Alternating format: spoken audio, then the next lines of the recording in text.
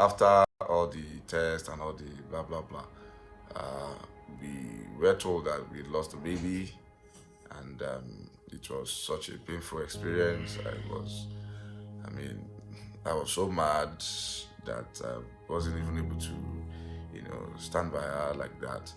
Uh, and it's just such a hard time. She told me to come and see the baby, and I said, no, I don't want to see it. And for me, because I just don't want to, remember how it looks like. I don't want to have it in my head. And Yoruba will say, "Ojú tó bá máa bá ní kalẹ̀, kì í ṣàrọ̀ shake me." And as people of faith, the Bible says all things work together for good for them that love God and are called according to His purpose. So we believe that this is working together for our good. Hello guys, welcome to my channel. My name is Lade Owolabi. And my name is Juwon Owolabi. I want to thank you so much for stopping by the channel today to see this video, and I also want to thank my husband PJ for being on the channel with me today.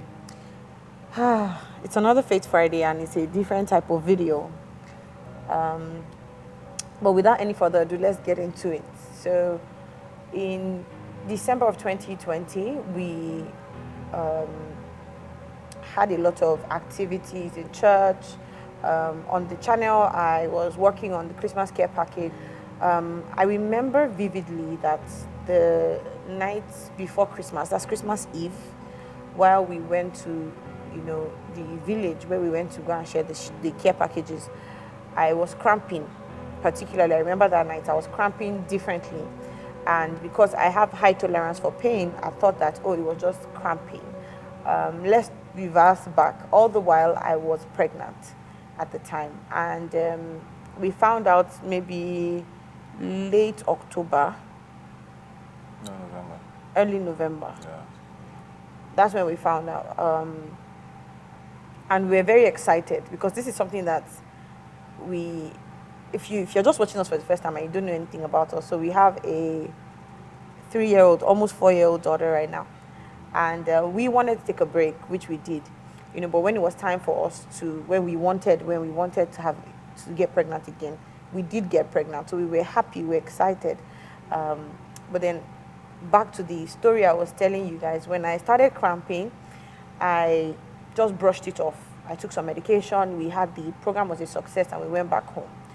Right after that, we had this thing, we call it family bonding. It's like a yearly tradition where my extended family would come together, myself and my husband, my sister and her husband, my parents. We come together and we just have a good time of bonding as a family. So right after the care package thing, we went on family bonding, and we were all there together, happy. I remember the morning of the next day of the bonding, I had started spotting. I wasn't worried because in my first pregnancy with Zoe, I had spotting, but it was just spotting, without cramps, and that was it. So I wasn't worried, but I think you insisted we should go to the hospital, and we did go to the hospital. So they said to come the next day, drinking a lot of water. This is our first ultrasound, so I was worried because the size of the baby the baby was measuring on the ultrasound was different from what it should be.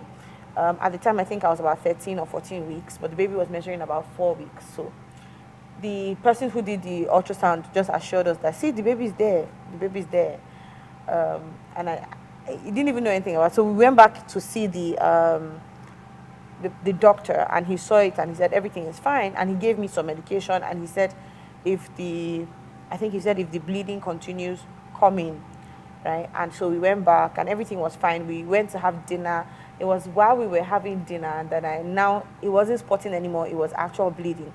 And at this point I was there with, just imagine, my parents, my daughter, my sister's son. We had children there and all of that, and I knew what was happening to me, and I was like, I don't want to ruin this moment. So I just tried. We just did it. We had a beautiful dinner, and afterwards we couldn't follow them back to the hotel where we were staying. We had to go to the hospital. So we were at the hospital, and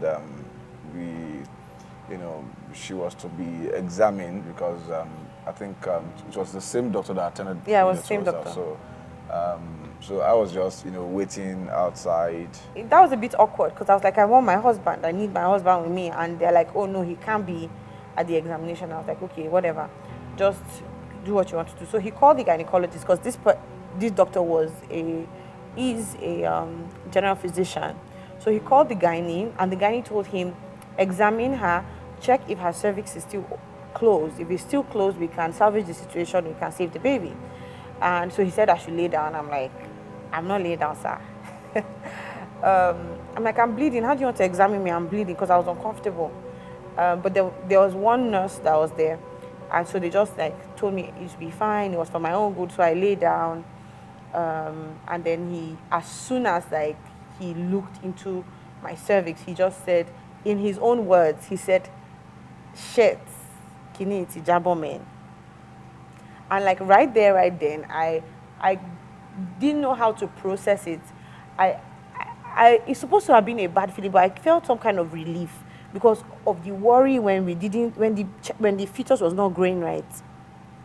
And not only was the cervix open, the fetus came out itself, which was a miracle in itself because it prevented me from having an evacuation, which would have been very painful and maybe even not so healthy for my uterus. So they took it out.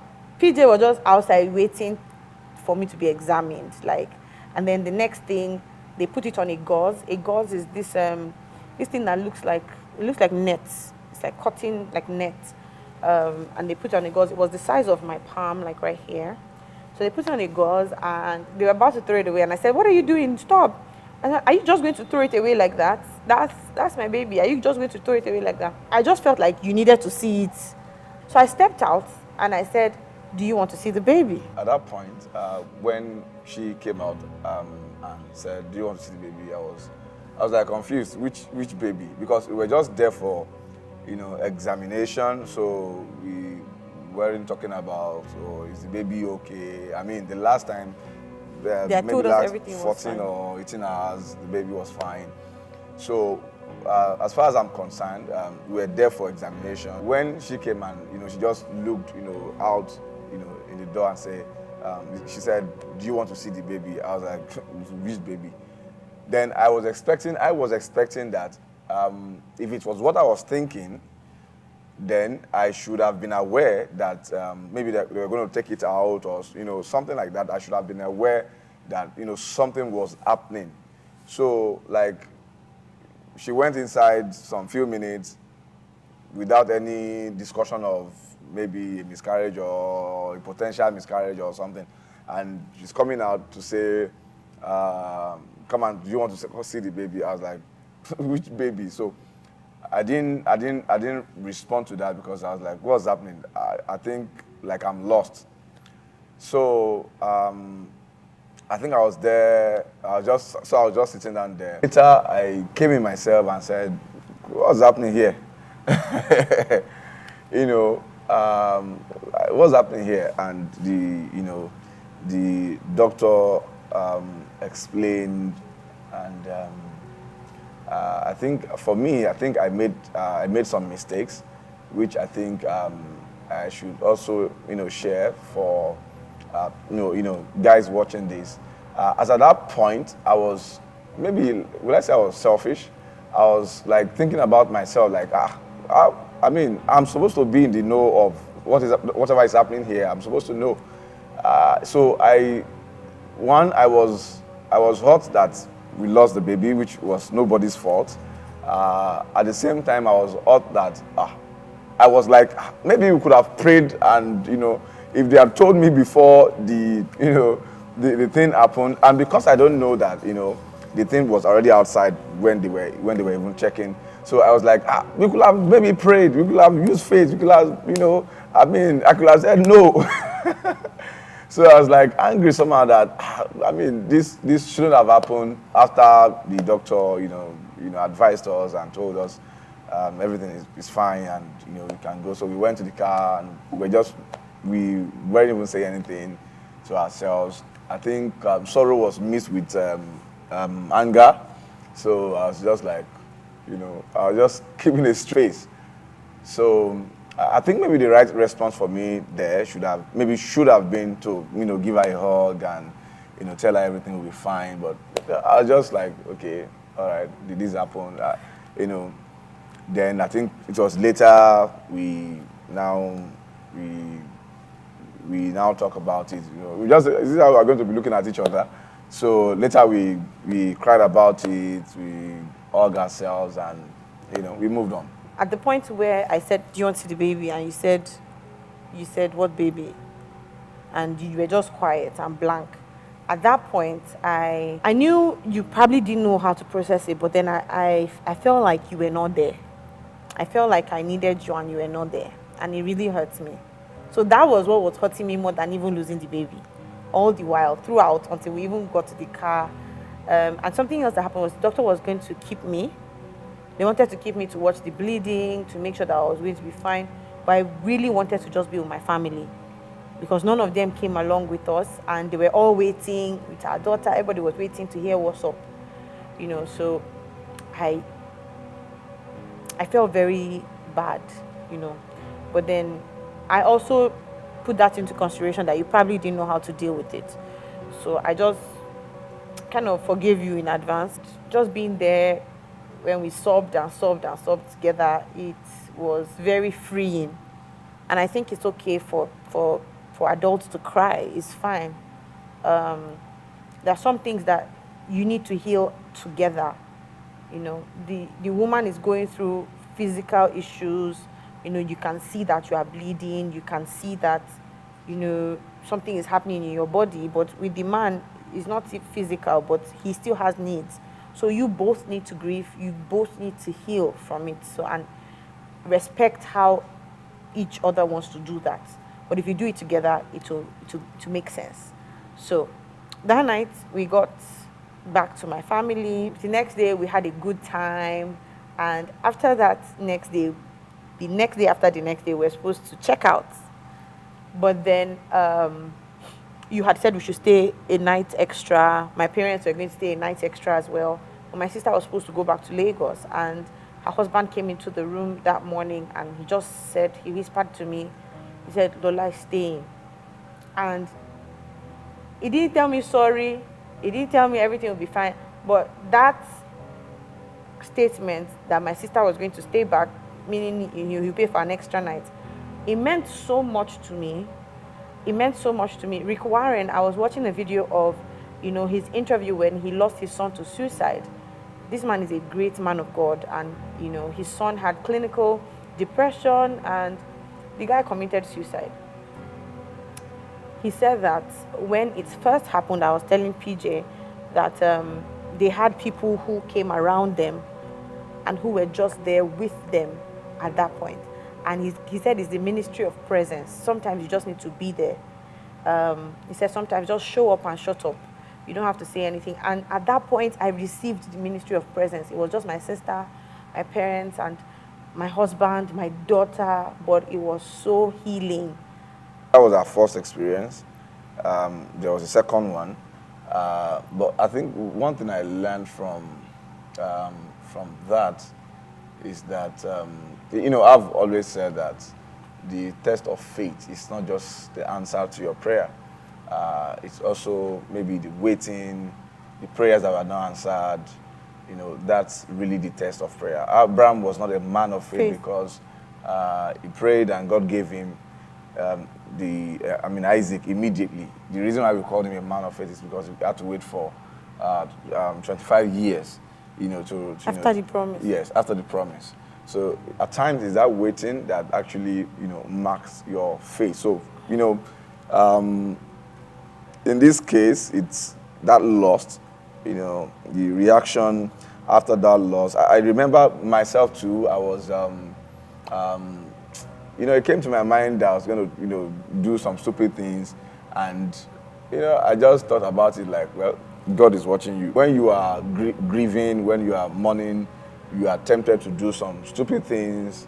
When things happen, the reactions after is what really, really matters. Some people, will go back into things, they used to do before, maybe fornication, maybe drinking, maybe, different things. But I just want to encourage, anyone going through this kind of thing, that the fact that you are going through it does not mean you are less than a Christian. It doesn't mean that God is not with you.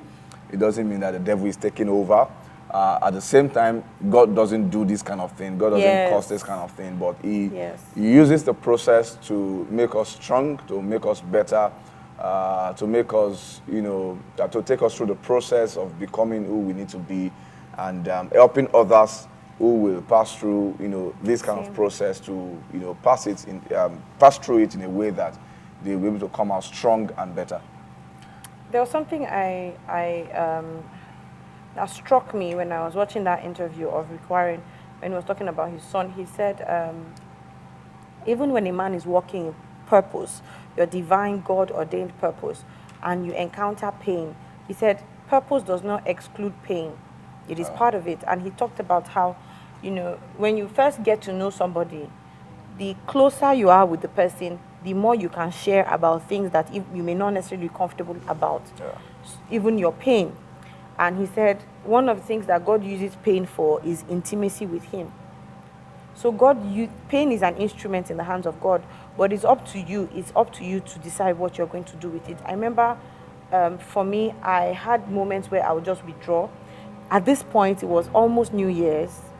After the whole family bonding, I think it was the 30th. So we had like a day, and God gave me a scripture that I held so close. Isaiah, I think 55 verse 12.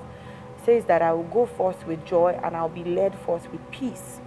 And that was the scripture that I held on to going into 2021, because I kept saying, nothing will steal my joy.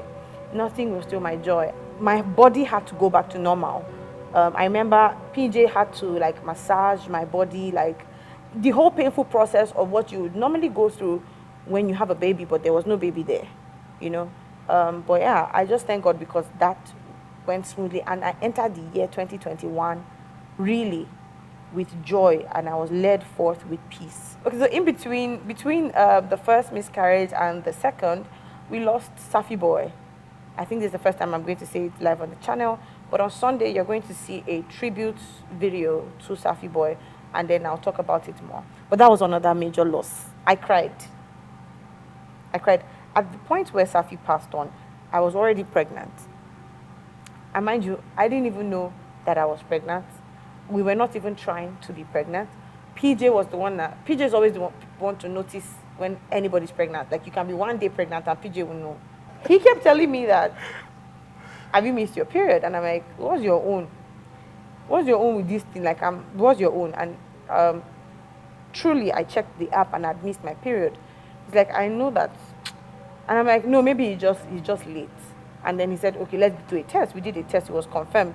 I wasn't too excited about this particular pregnancy. Maybe because of what had happened. I don't know. Because sometimes I would be feeling like, you lost a whole child. You don't know what that child could have been. And you didn't mourn enough. Like, you're already doing Faith Friday. You're already doing this. That's part of why I couldn't put out vlogs, because I felt like I would be lying to people, like something that's not my reality. Anyways, so this second one, I wasn't excited about the pregnancy, but I accepted it. I was grateful. I was very grateful to God. In fact, I remember on my birthday, when we had my birthday prayer walk, we prayed about, the pregnancy and what we wanted for the pregnancy and all of that. But then, how did it even happen? I think, okay, we had gone to church. It was a Sunday, and we got back from church. We had guests in town. And when I got back from church, with my church clothes and my church shoes, I remember I was wearing ankle boots that day. I entered the kitchen and I started to make lunch.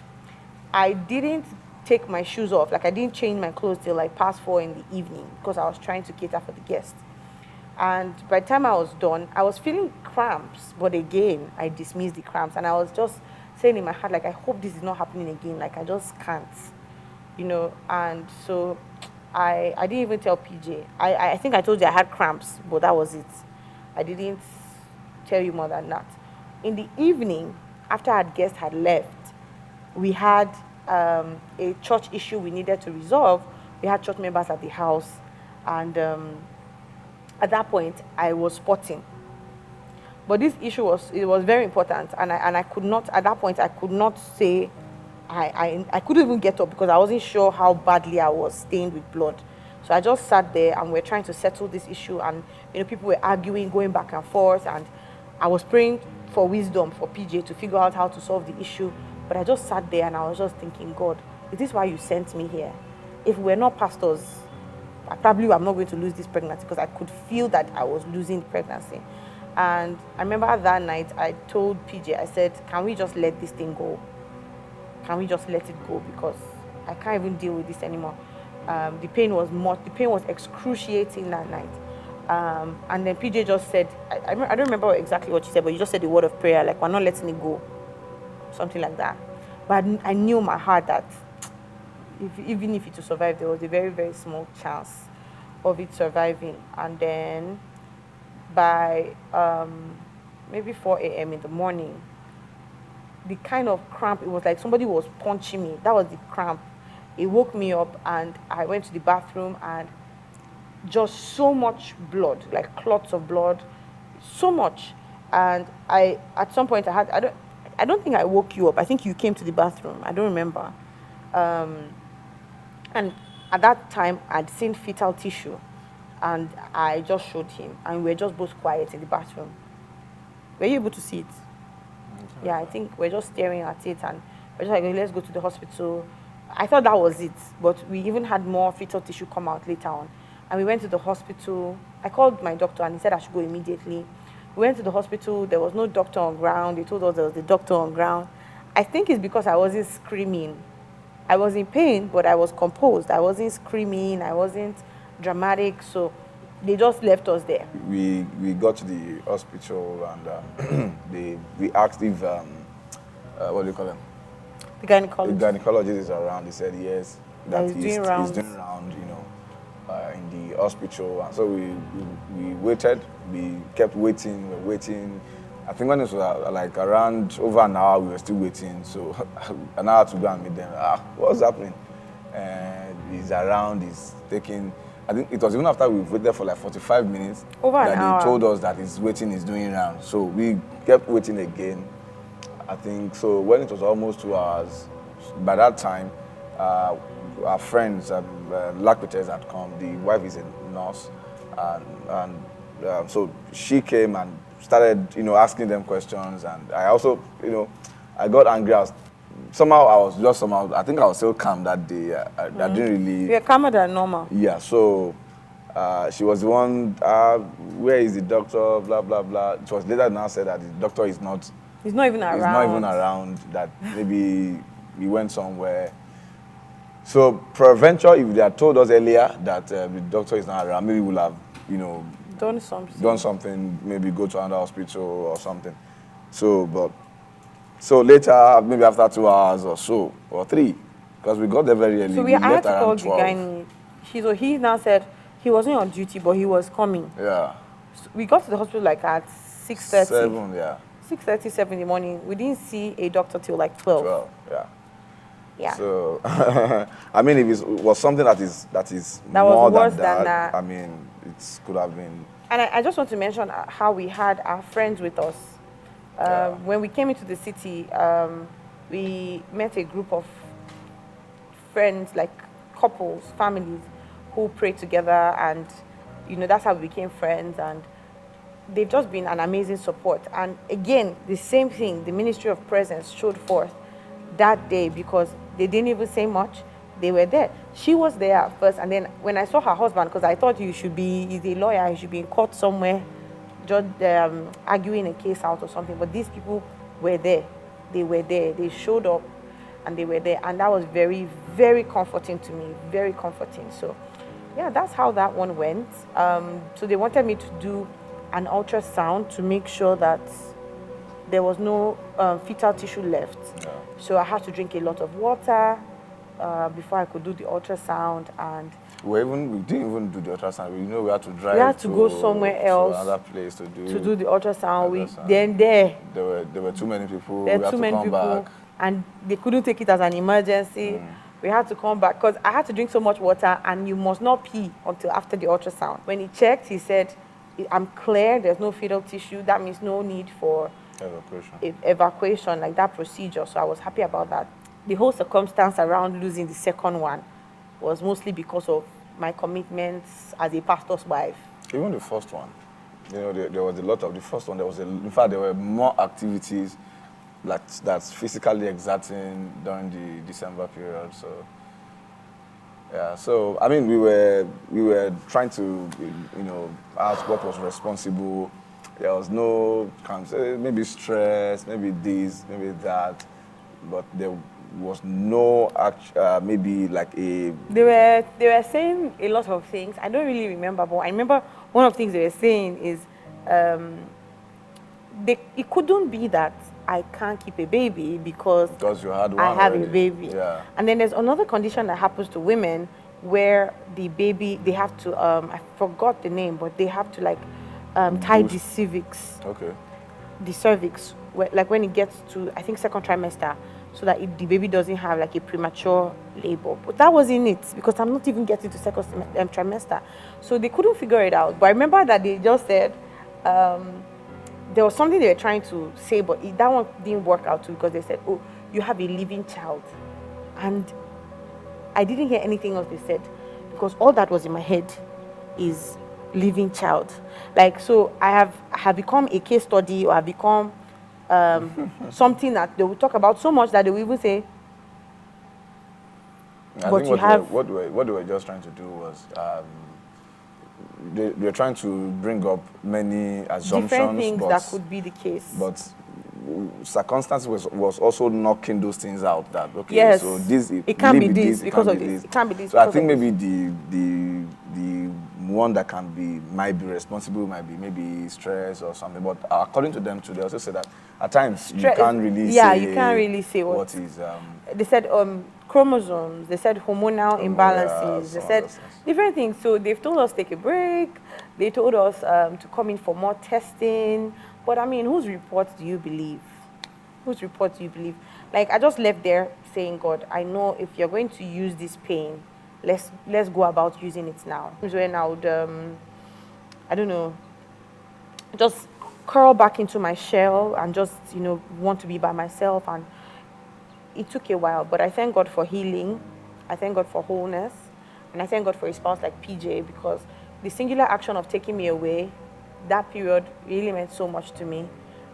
Just being by myself, I had a beautiful time with God, and just thinking of what I want to do next for my life. I'm very, very grateful. So if you miss vlogs, now you know why I've been unable to vlog for a long time. Yeah, so I think rounding up, for me, I think in life,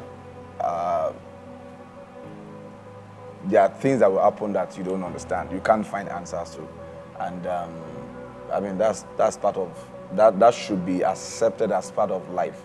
There are things you can't explain. There are things you can't understand, that they just happened. But at times, rather than asking for why, just take the lessons and go through the process and make sure that what happens to you does not get into you. So you appreciate the process of, you know, conception, pregnancy, you know, giving birth, having a, you know, great family. You appreciate those process, because at times you just have them, and so I mean, it's normal. You don't know what people go through, and I think one of the reasons why we also decided to do this video is because we discovered that many people are going through this, and they are not, you know, they are not sharing, and some are just, you know, dying inside. So this will also give anybody who has gone through it, who will go through it, the courage that that's not the end. Better things are ahead. God knows about everything. He doesn't make this happen, but we know that He's able to use this for the best. So thank you for all those who prayed with us, for all those who called, for all those who, you know, stood by us, who were present. So we pray that God will continue to be with you, prosper you, and we celebrate together very soon. Yes, thank you so much. I want to particularly thank people who have reached out to me, because there's some people who watch this channel who know that something is off, even if I've been consistent. And I also want to thank God, because I don't really know how I was able to pull through to be consistent with Faith Fridays. But I thank God that I've been consistent, and I thank God that we've finally been able to share this with you guys. And I'm looking forward to amazing things on the channel. I want you guys to stick with us. And we have a new channel. Yeah. PJ and I have a new channel. It's called For Better for Best. I'm going to put the link in the description. Please subscribe to our new channel and follow our new Instagram page, For Better for Best. Thank you guys so much for watching. Thank you. If you have stayed till now, then you are the real MVP. Thank you so much for sticking with us. Until next time, don't forget to be the best version of you.